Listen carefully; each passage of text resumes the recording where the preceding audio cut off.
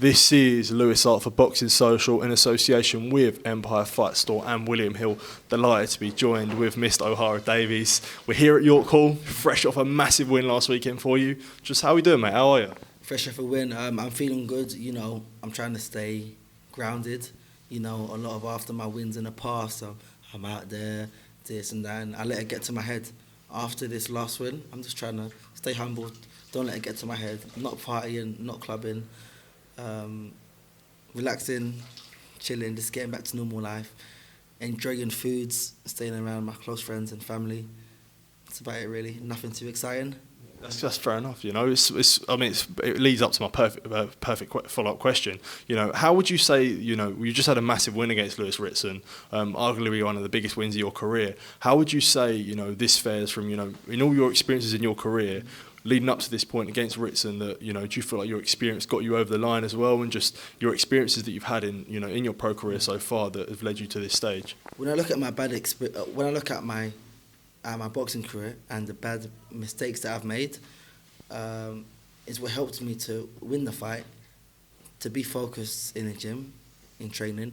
So when I look at my boxing career as a whole, the mistakes that I've done is a positive. It's a positive in the fact that I've learned from them, and it's helped me to get where I'm at now. Whereas if I didn't make those certain mistakes then, I'd be making them now.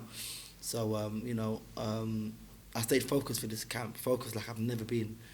Gym, home, gym, home, gym, home. Wasn't out with mates. It didn't have no cheat days.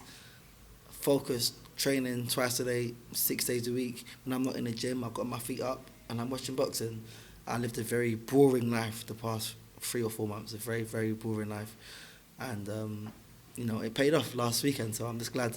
Absolutely. You just said it there. How much would you say, can you learn from the mistakes that you've made, and even, people that you want to give advice to where, things haven't always been smoothly for you, but end of the day, you still come out on top, learning from the mistakes. How important is that for you? I think life is all full of ups and downs, Life is just full of ups and downs. But just got to just try and stay positive. Look at those other fighters before you. They have made certain mistakes and learn from those certain mistakes that they've made. That's what I should have done. I should have looked at other fighters and said, okay, he done this and that wrong, and then I could have fixed on those things earlier. But I've learned from experience. It would have been a lot better if I learned from other people's experience. But no, I've had to make those certain mistakes myself and learn from them. But the main thing is that you learn from them. And any up and coming fighters, when you look at my boxing career and you look at the ups and downs, look at the mistakes that I've made. And don't follow that path, out with the girls and the clubs, getting my first half-decent paycheck, and I'm going out to America, spending money like mad, buying cars before I buy a house, spending money on liabilities before I spend them on investments. All of these mistakes that I've made is what I want up-and-coming fighters to look at and to say, you know what, I'm going to make better choices.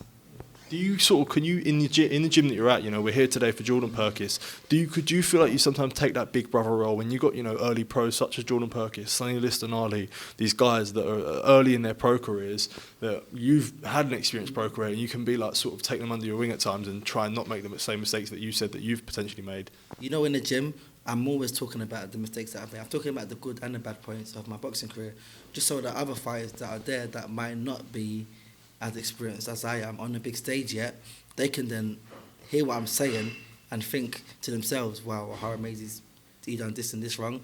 I'm not going to do that. So I'm not trying to teach them. I'm just trying to talk about the mistakes that I've made so that they can make the choice themselves to go down a different path. But listen, Jordan Perkis is someone that I learned from myself. When I look at him in the gym and I see how hard he works after 5 fights and the fights that he takes, I feed off his energy. Jordan's, probably the hardest worker in the gym. This guy gives his whole life to the game, and me being around someone like that in the gym gives me the motivation, and it spurs me on to give my all. So the same way that they might feed off me, I feed off them the same way.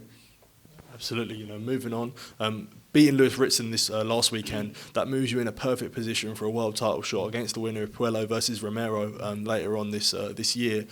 How good is it to get that world title shot now, potentially, where you feel like, you know, it's not always been the smooth path for you. You know, you've had to make it the long way around, and finally you're going to get that world title shot that everyone dreams of in their career. I've always had the talent to get there and the potential to get here. What stopped me is just the mistakes that I've made, but I've been given chance after chance after chance, and you know, I'm thankful to be in the position that I'm in. I knew that if I didn't win the fight last weekend, that would have been my boxing career basically done, and I knew that. If I didn't win the fight, everyone would have said, "Oh, D, you're washed. It's time to hang up the gloves." Everyone would have been saying that about me.